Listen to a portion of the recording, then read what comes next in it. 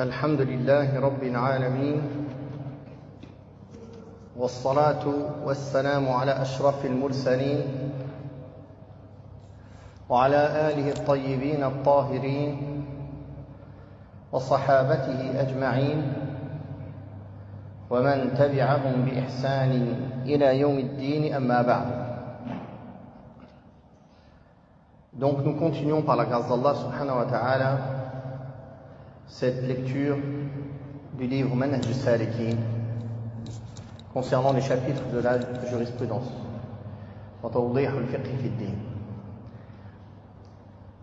Nous en sommes arrivés au chapitre des menstrues, al-Hayd.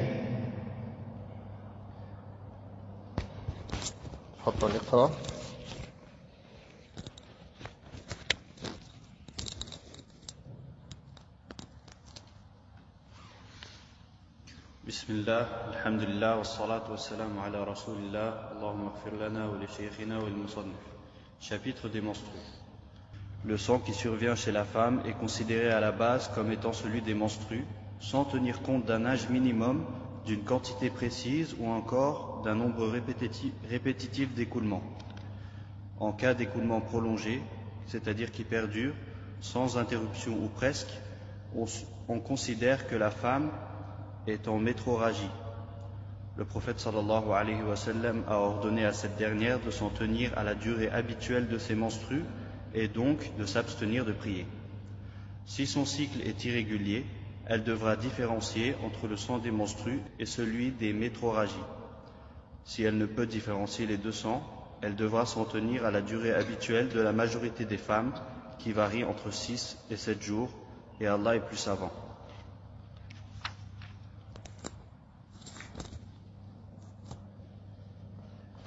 Donc, le cheikh ici termine le chapitre de la purification par le chapitre des menstrues. Car il a un lien avec la purification, il a un lien avec la salat, il a un lien avec le jeûne, il a un lien avec toutes les autres adorations qui viennent après. Allah subhanahu wa ta'ala a écrit un sang naturel que les femmes perdent en général de manière régulière. Le sang qui coule chez la femme est de 3 sortes. Le sang des menstrues, le sang des métroragies, ce qu'on appelle en arabe l'istihada, les menstrues c'est al-hayd, les métroragies qu'on appelle al-istihada, et le sang des lochis qu'on appelle al-nifas. Les menstrues, les métroragies et les lochis. Le plus difficile, et c'est ce dont la plupart des savants parlent dans ce chapitre, c'est de différencier entre les menstrues et les métroragies. Entre le sang qui fait partie des menstrues et un sang maladif qui n'a pas le statut des menstrues. Et la plupart des livres de jurisprudence, la plupart des chapitres, des sous-chapitres sous ce chapitre parlent de ces détails-là. Amma le sang des lochis, c'est le sang qui coule à cause de la naissance, par la cause d'un enfantement. Et, Inch'Allah, on va le voir à la fin du chapitre du sang des menstrues. Rappelez-le-moi si j'oublie, parce que le cheikh n'en a pas parlé dans son livre. Taïb. Le cheikh a commencé par dire le sang qui survient chez la femme est considéré à la base comme étant celui des menstrues. Donc, la base du sang qui coule de l'organe de la femme, c'est des menstrues. Sans tenir compte d'un âge minimum. Ça, c'est l'avis du cheikh. Après, je vais vous expliquer. Ni d'une durée minimum, ni d'une quantité minimum, ni d'un nombre répétitif d'écoulement. Pourquoi il a cité tous ces points-là? Parce que dans ces points-là, il a contredit l'avis majoritaire du madhab hanbali et l'avis aussi répandu chez la plupart des fuqaha, qui détermine un âge minimum et un âge maximum pour les menstrues, qui détermine une durée minimum et une durée maximale des menstrues, qui détermine un nombre répétitif minimum pour le considérer comme des menstrues. C'est-à-dire, par exemple, une jeune fille qui n'a jamais eu de menstrues, pour eux, ils ne considéreront pas que c'est des menstrues sans que ça se répète 3 fois de suite. Par exemple, 3 mois de suite, 3 périodes de suite, elle a eu 7 jours, 7 jours, 7 jours. Donc on sait, à partir de la 3e fois, elle saura que ses menstrues sont de 7 jours. Avant, elle ne le sait pas. Chez les Hanabila, avant ça, elle ne compte pas ça comme des menstrues. Elle attend d'être sûre et après elle rattrapera. Si elle voit que c'était pas le nombre juste. Le cheikh ici, il contredit tous ces avis-là. Car il considère que les textes n'ont pas donné de période minimale, ni de période maximale, ni rien de tout cela. Mais les textes ont rapporté des faits, avec des caractéristiques. Quand ce sang coule de cette manière-là, c'est des menstrues.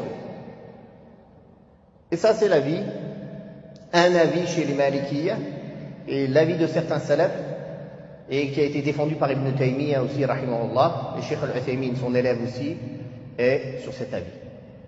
Mais sinon, chez la majorité des savants et des écoles juridiques, ils déterminent des dates précises. Ils divergent. La plupart des savants voient qu'il n'y a pas un minimum. Mais chez les Hanbalites, ils voient que c'est 1 jour minimum. Si elle a eu du sang moins qu'1 jour, c'est pas des menstrues. Par exemple, lui, le cheikh, il les contredit sur cela. Et il voit, ça c'est la majorité des savants qui voient que des menstrues ne peuvent jamais durer plus de 15 jours. Si ça dépasse 15 jours, peu importe les caractéristiques de ce sang-là, on dira que c'est plus des menstrues. Ça, c'est la majorité des savants des 4 écoles. Mais le cheikh, lui, il voit pas ça. Il dit, à la base, c'est des menstrues. Sans durée minimum, sans durée maximum, sans âge minimum, sans un nombre répétitif d'écoulement minimum. Par contre, il met quand même une clause. Il dit, en cas d'écoulement prolongé, c'est-à-dire plus de la moitié du temps. Donc là, on va voir qu'il rejoint un petit peu l'avis de ceux qui disent que le maximum des menstrues est 15 jours. Parce que lui, il dit, en cas d'écoulement prolongé. Et ce qui est considéré comme prolongé, c'est si ça dépasse la moitié du mois. Si ça dépasse la moitié du mois, c'est prolongé. Qui perdure sans interruption ou presque. On considère que cette femme est en métrorragie. C'est-à-dire, elle perd du sang maladif. Elle perd du sang maladif. Taïb. Quand on a compris cela, donc là on explique l'avis du cheikh, et on va partir sur cela, on dira donc, dès qu'une femme perd du sang de son organe, elle le considère comme des menstrues, à la base. En effet, car la majorité des femmes n'ont pas de problème d'istihada, de métrorragie. Les métrorragies sont une exception chez la femme. La base, et ce qui est répandu, c'est que tout le sang qui coule de l'organe de la femme, ce sont des menstrues. Donc à la base, quand la femme perd du sang de son organe, et ça c'est le premier cas, la femme normale qui n'est pas en métrorragie, et ça c'est la grande majorité des femmes, elle le considérera comme des menstrues. Mais ces menstrues-là, pour qu'elles soient considérées comme des menstrues, il faut que le sang qui coule ne dépasse pas 15 jours d'affilée. Comme le cheikh a dit, si le sang coule une longue période. Et longue période, c'est quand ça dépasse la moitié du mois. et c'est l'avis de la majorité des savants, 15 jours, qui est le maximum des menstrues. Donc, tant qu'elle a eu du sang qui a coulé, en continu, plus que 7 jours, 8 jours, 9 jours, 10 jours, dès que ça arrive à 15 jours, ce qui dépassera les 15 jours, à partir de là, elle saura qu'elle est en métrorragie, qu'elle est mustahada. Donc, à partir de là, elle passera à la deuxième étape, qui est de reconnaître les périodes de menstrues et reconnaître les périodes de métrorragie, comme on va l'expliquer après, selon les 3 méthodes. La première, si elle a des dates précises habituelles. La deuxième, en reconnaissant par les signes distinctifs des menstrues par rapport aux métrorragies. Et la troisième, si elle n'a aucun de ces deux premiers, en se basant sur la période habituelle des femmes de son entourage ou des femmes habituellement. Donc ça, c'est le premier cas. Si on a compris qu'à la base, tout le sang que les femmes perdent, c'est des menstrues. Tant que ça ne dépasse pas 15 jours d'affilée. Ça, c'est un. Deuxièmement, qu'on comprenne et que l'on sache comment on reconnaît la fin des menstrues. Et les signes pour reconnaître la fin des menstrues. Tout sang qui coule pendant cette période, qu'il soit foncé, qu'il soit rouge clair, qu'il soit marron, qu'il soit jaunâtre, c'est des menstrues. Peu importe la couleur. Comment on reconnaît la fin des menstrues? Comme Aïcha radiallahu anha l'a enseigné à certaines femmes qui sont venues lui demander, elle leur a dit: ne vous empressez pas pour vous considérer en état de pureté. Et elle leur a cité 2 signes. Un des 2 signes est la preuve de pureté. Un des 2. Les 2, pas obligatoirement les 2 en même temps. Un des 2 signes. Le premier, il se nomme en arabe al-qassatul bayda, les pertes blanches. C'est-à-dire, il faut attendre que les pertes soient blanches. Il n'y a plus de mélange de sang avec, ni jaunâtre, ni rien. Le deuxième signe, el-jafaf, l'assèchement. C'est-à-dire que la femme, elle met un tissu, un coton dans son organe et il sort tout propre. Il sort sans sang, sans goutte de sang. Certaines, elles n'ont pas les pertes blanches, mais elles ne reconnaissent pas le fait que ce soit sec. Et c'est ce que Aïcha radiyallahu anha faisait. Elle demandait aux femmes de lui ramener leur tissu pour leur dire est-ce qu'elles étaient pures ou non. Est-ce qu'elles étaient pures ou non? La plupart des femmes ont des problèmes dans les menstrues car elles s'empressent. Elles n'attendent pas de voir le signe de pureté avant de faire le rousl et de se considérer pures et de reprendre la prière. Dès qu'elles voient qu'elles n'ont plus beaucoup de sang, elles considèrent qu'elles sont pures. Elles se lavent. Non, elles doivent attendre un des signes de pureté. Les pertes blanches, sans mélange de sang, ni jaunâtre, ni marron, ni rien. Ou la sécheresse. Non, ça c'est le premier point. Donc le premier cas, qui est le cas le plus répandu, des femmes qui ne sont pas en métrorragie, qui ont leur menstrue chaque mois, mais qui peuvent différencier. Elles ont certains mois des menstrues plus longues, certains mois des menstrues moins longues. Tant que cela ne dépasse pas 15 jours, tant que c'est du sang qui coule d'affilée, elles le considèrent comme des menstrues. Par contre, si elle voit le signe de pureté, un des signes de pureté, pendant sa période de menstrue, elle n'est pas une femme qui est en métrorragie. Une fois qu'elle a vu un signe de pureté, et plus tard, il y a quelques traces marron qui sortent, ça, elle ne le considère pas comme des menstrues, comme l'a rapporté Salama, radiyallahu anha.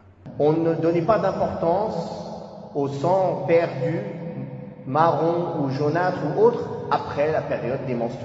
C'est-à-dire, une fois que la période des menstrues est passée, il se peut qu'une femme ait certaines pertes marron, jaunâtre, rougeâtre, mais en dehors de sa période habituelle, elle ne le considère pas comme des menstrues. Donc ça, c'est le cas de la majorité des femmes. Le deuxième cas, les femmes qui sont en métrorragie, ou celles dont le sang qui coulent de leur organe ne s'arrête pas, ou bien s'arrête très peu dans le mois, c'est-à-dire cela dépasse 15 jours d'affilée. Si cela dépasse 15 jours d'affilée, elle se considère en métrorragie. Et là, on va voir ce que le cheikh dit par rapport à cela. Puis le cheikh a dit, le prophète Mohammed sallallahu alayhi wa sallam a ordonné à cette dernière, c'est-à-dire celle qui a ses métrorragies, de s'en tenir à la durée habituelle de ses menstrues. Et donc de s'abstenir de la prière pendant cette durée habituelle. Donc ça, c'est le premier cas. Une femme qui a les métrorragies. Elle avait une durée habituelle de menstrues, mais du jour au lendemain, l'écoulement du sang a duré plus de 15 jours d'affilée. Qu'est-ce qu'elle fait? Si elle connaît sa durée habituelle, la première chose qu'elle fait, c'est qu'elle s'en tient à sa durée habituelle. La preuve de cela, c'est le hadith rapporté par Al-Bukhari et Muslim, où Aïcha radiallahu anha rapporte que Fatima bintu Abi Hubaysh est venue voir le prophète sallallahu alayhi wa sallam. Elle a dit: ô messager d'Allah, je suis une femme dont le sang coule tout le temps, mustahadu fala athur, et je ne suis jamais pur, c'est-à-dire le sang ne s'arrête jamais. Afa ada'u as-salah, est-ce que j'arrête de prier? Le messager d'Allah sallallahu alayhi wa sallam lui a dit: non, ceci n'est qu'une veine qui a éclaté, et ce n'est pas des menstrues. Alors quand le temps de tes menstrues arrive, laisse la salat pendant cette période-là. Et quand le temps de tes menstrues reparte, lave le sang, lave-toi, puis prie. Rapporté par le Bukhari et Muslim. Donc là, c'est le premier cas. Le cas de la personne qui a des menstrues régulières et du jour au lendemain, elle a commencé à avoir des métrorragies, du sang maladif qui coule. Donc elle s'en tient à sa période régulière. Et ce qui est en plus, elle se lave, elle prie, elle jeûne, elle fait tout ce qu'une personne pure peut faire. Sauf que la femme qui a l'istihada, qui a du sang qui coule continuellement, elle est considérée comme une personne qui a de l'urine qui coule continuellement. Comment on appelle ça? Incontinente. Elle est considérée comme une personne incontinente. Donc elle est obligée de refaire des ablutions pour chaque prière. Elle refait les ablutions pour chaque prière. Obligatoire. Il y a une autre manière aussi que le prophète sallallahu alayhi wa sallam a dit à une femme des compagnons. Il lui a dit: si tu es capable de faire le ghusl 3 fois par jour, tu fais le ghusl pour le fajr et tu pries. Tu attends que l'heure de Dhuhr soit vers sa fin, tu fais le ghusl, tu pries le Dhuhr et tu pries l'Asr directement dès son début de l'heure. Et tu attends que l'heure du Maghrib arrive vers sa fin, tu fais le ghusl, tu fais le Maghrib et tu fais l'Isha. Tu fais le Maghrib à la fin de son heure et l'Isha au début de son heure. Si tu es capable de faire ça, ce n'est pas une obligation, c'est recommandé. La femme qui est en métrorragie, qui peut faire cela, c'est mieux. 3 ghusl par jour. En faisant le fajr à son heure, en réunissant Dhuhr l'Asr sans sortir de l'heure de Dhuhr, mais en la faisant à la fin de son temps, et l'Asr à début de son temps, avec un ghusl. Et en faisant la même chose pour le Maghrib et l'Isha, sans sortir de l'heure du Maghrib. Juste avant l'Isha, elle fait le ghusl, elle fait le Maghrib, l'heure de l'Isha entre, elle fait l'Isha. C'est recommandé, non obligatoire. Ce qui lui est obligatoire, sinon, c'est d'au moins faire les ablutions normales, les petites ablutions, pour chaque entrée de prière obligatoire. Donc pour résumer, dans ce premier cas, dès que sa période est passée, elle fait le ghusl une fois, même si du sang continue à couler, mais dès que la période habituelle est passée, elle fait le ghusl pour la fin de ses menstrues. Puis après cela, l'obligation c'est qu'elle fasse les ablutions pour chaque prière obligatoire. Si elle peut faire le ghusl pour chaque prière obligatoire, c'est bien. Sinon, si elle fait 3 ghusls par jour, c'est bien, c'est recommandé tout ça, mais ce n'est pas obligatoire. Sinon, l'obligation, c'est de faire les petites ablutions pour chaque entrée d'heure de prière obligatoire. Donc ça, c'est le premier cas. Le cheikh donc a dit: Le prophète sallallahu alayhi wa sallam a ordonné à cette dernière de s'en tenir à la durée habituelle de ses menstrues et donc de s'abstenir de prier. Si son cycle est irrégulier, elle devra alors différencier entre le sang des menstrues et celui des métroragies. Comment on reconnaît le sang des menstrues du sang des métroragies? Comment on les différencie? On les différencie avec les signes qui accompagnent le sang des menstrues. Quels sont ces signes? Là, on parle du cas où la personne, elle ne connaît pas sa durée et ses périodes. Celle qui connaît ses périodes, on a dit, quand la période vient, c'est les menstrues, quand la période est finie, c'est plus les menstrues. Il n'y a pas de problème, c'est très simple. Là, on parle de la personne qui ne connaît pas ses périodes. Ou parce qu'elle vient de commencer, ou parce qu'elle est troublée, ou pour X raisons. Comment elle reconnaît le sang des menstrues du sang des métroragies? 1. Les douleurs abdominales qui accompagnent l'écoulement des menstrues et qui habituellement n'accompagnent pas l'écoulement du sang maladif, les métroragies. Ça, c'est 1. 2. L'odeur forte du sang des menstrues qui n'a pas l'odeur du sang normal. C'est-à-dire le sang maladif, c'est comme le sang normal qui coule dans les veines. Il n'a pas une odeur forte. 3. La texture du sang des menstrues, qui est d'une texture assez épaisse, alors que le sang des métroragies, il a la même texture que le sang qui coule dans les veines. 4. La couleur. Je n'ai pas dit la couleur jusqu'à maintenant. La couleur du sang des menstrues, quand on veut les différencier avec le sang des métroragies. En général, il est plus foncé que celui des métroragies. Voilà comment on peut reconnaître le sang des menstrues. Par exemple.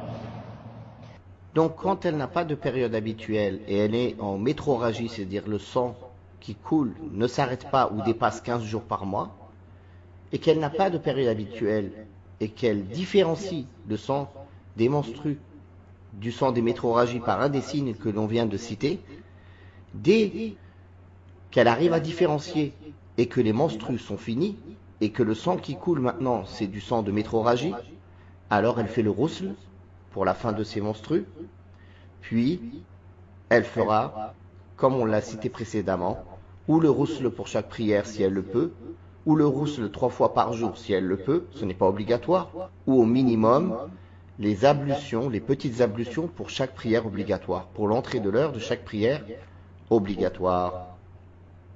Puis il dit, si elle ne peut différencier les deux sangs, elle devra s'en tenir à la durée habituelle de la majorité des femmes, qui varie entre 6 et 7 jours, et Allah est plus savant. Donc, la femme qui a ses métroragies, elle passe par 3 niveaux. Premier niveau, elle connaît ses dates de menstrues habituelles. Donc, elle s'arrête de prier et de jeûner pendant ses dates de menstrues habituelles. Et quand ces dates de menstrues habituelles passent, même si le sang continue à couler, elle ne regarde pas les caractéristiques du sang, comment il est, ou peu importe. Elle connaît ses dates habituelles. Elle fait le rousl, elle prie, elle jeûne, elle fait tout ce qu'une femme qui est pure peut faire. Mais en respectant les règles qu'on a dit tout à l'heure. Elle fait les ablutions pour chaque prière obligatoire. Le deuxième degré, celle qui n'a pas de menstrues habituelles, de date habituelle. Alors, elle différencie avec les caractéristiques du sang des menstrues et du sang de l'istihaba, des métroragies. La troisième catégorie, c'est la personne qui n'a ni de date habituelle et qui n'arrive pas du tout à différencier. Elle est complètement perdue. Alors, les savants ont divergé sur quoi elle se base. Est-ce qu'elle se base sur l'habitude des femmes en général ou bien l'habitude des femmes de sa famille? Wallahu a'lam, le plus juste c'est qu'elle se base sur l'habitude des femmes de sa famille. Parce qu'elle est plus à même à leur ressembler dans leur morphologie plutôt qu'à des femmes plus lointaines. Mais sinon, le cheikh ici a cité l'avis général, c'est qu'elle se base sur l'habitude des femmes en général.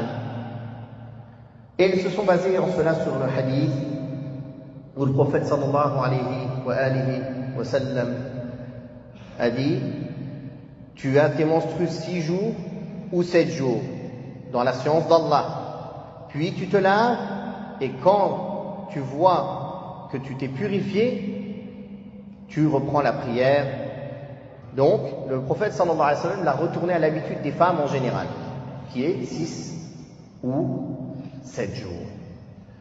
Une fois qu'on a bien compris ces règles-là, normalement, avec ça, les femmes, elles n'ont plus de soucis pour régler leurs problèmes. Il y a certains savants qui considèrent qu'il est obligatoire à chaque homme, d'apprendre les règles des menstrues. Comment? Quelqu'un va me dire comment, pourquoi les hommes ils doivent apprendre les règles des menstrues? Ils ont dit car pour qu'ils puissent enseigner aux femmes de sa famille. Parce que, premièrement, il se peut que ces femmes, elles aient de la pudeur, elles aient honte de demander. Donc elles aient honte de demander, donc à cause de ça, elles n'arrivent pas à atteindre cette science. Deuxièmement, il se peut aussi qu'elles ne sachent pas à qui demander. Qu'il n'y ait pas chez les femmes de femmes assez savantes pour leur expliquer en détail ces règles-là. Alors que les savants de l'islam, même hommes, ils maîtrisent ces règles-là, même si ça ne les concerne pas directement. Donc pour cela, il est nécessaire que les hommes apprennent cela pour qu'ils puissent l'enseigner aux femmes de leur famille. Une fois qu'on a parlé des menstrues, on va parler de nifas, les lochis. Les lochis, c'est le sang qui coule chez la femme à cause de l'accouchement, de l'enfantement. Et le sang qui coule pendant, un peu avant l'enfantement, quand la femme perd les os, il est considéré aussi comme les lochis. C'est le début des lochis. Et les lochis ont une période maximale, qui est 40 jours. Et elles n'ont pas de période minimale. C'est-à-dire des lochis peuvent durer un instant, après le sang s'arrête complètement, et les signes de la pureté apparaissent. Donc dans ce cas-là, la femme est pure. Et elle reprendra la prière et le jeûne, même si c'est un jour après la naissance. Parce que beaucoup de femmes croient, les lochis c'est 40 jours. C'est-à-dire qu'il y ait du sang ou qu'il n'y ait pas de sang. Elles vont au maximum. C'est faux. Il n'y a pas une durée minimum de lochis. Ça peut être 1 heure, ça peut être un instant, ça peut être 1 jour, ça peut être 3 jours, ça peut être 1 semaine. Ça peut être maximum 40 jours. Sur quoi on s'est basé pour dire que le maximum des lochis c'est 40 jours? C'est le hadith de Salama, où elle a dit qu'au temps du prophète sallallahu alayhi wa sallam, les compagnons considéraient que les lochis duraient 40 jours ou 40 nuits maximum. Donc il y a un texte en cela authentique. Et c'est l'avis de la grande majorité des savants, que le maximum de temps des lochis c'est 40 jours. Il se peut que pendant la période de lochis, une femme ait ses lochis, puis elle se purifie réellement, complètement, les signes de la pureté sont apparus, et elle se lave, et elle commence à prier, et 1 ou 2 jours plus tard, le sang recoule. Ce seront aussi des lochis, c'est possible. Mais jusqu'à maximum 40 jours, après l'enfantement. Donc, en résumé, la femme qui a ses menstrues est dans 2 cas. Le premier cas, le cas habituel de la grande majorité des femmes, le sang qui coule de son organe sont des menstrues. Et ce cas-là, c'est tant que cela ne dépasse pas 15 jours d'affilée. C'est-à-dire, elle a eu 7 jours, 8 jours, 10 jours, 12 jours de menstrues, d'écoulement de sang, 13 jours, 14 jours d'écoulement de sang, elle le considère comme des menstrues. Mais si cela dépasse 15 jours, à partir de là, elle se considère comme mustahaba, en métrorragie. Et elle devra passer par une des 3 étapes que l'on a citées précédemment pour savoir différencier entre la période de menstrues et la période de métrorragie. Donc les métrorragies sont une exception. La base, c'est que le sang qui coule chez la femme de son organe sont des menstrues. Et si cela dépasse 15 jours, ou cela coule tout le temps, ou une grande partie du mois, alors c'est une femme qui a des métrorragies. Elle devra pratiquer la règle pour reconnaître et différencier entre le sang des menstrues, ou la période des menstrues et la période de métrorragie, et pratiquer ces règles-là. Barakallahu fikum. Donc, ces quelques règles qu'on a citées pour les menstrues devraient être suffisantes, Inch'Allah, pour éclairer les sœurs et les frères qui ont besoin d'enseigner à leurs femmes, à leurs filles, à leurs sœurs, ces règles-là, et qu'elles ne soient plus perdues dans ces questions-là. Car c'est très souvent que les femmes posent des questions concernant les menstrues et les lochis, et elles sont rapidement perdues. Elles sont rapidement perdues. Barakallahu fikum. Donc il est nécessaire de bien maîtriser ce sujet, de bien le comprendre et de bien le transmettre. Il a été mentionné